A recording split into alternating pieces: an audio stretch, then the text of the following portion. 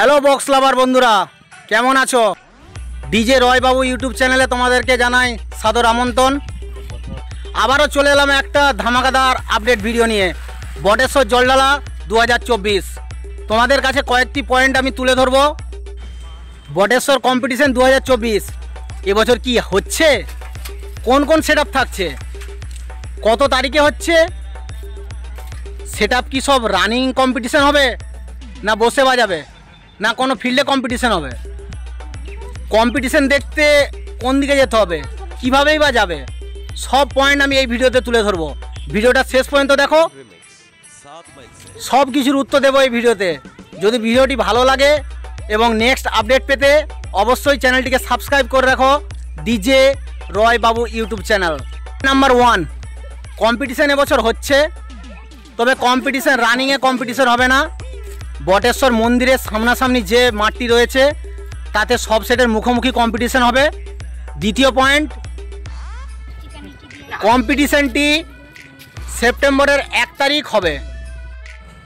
যারা যারা মেদিনীপুর থেকে আসবে এবং যারা কেশপুর হয়ে যাবে পঞ্চমীতে নামবে, পঞ্চমীতে নেমে 4 থেকে 5 কিলোমিটার গেলেই বটেশ্বর, সেখানে গেলে কম্পিটিশান তোমরা দেখতে পাবে।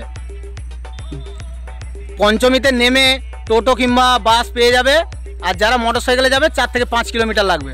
এবার আসা যাক কোন কোন সেট থাকছে।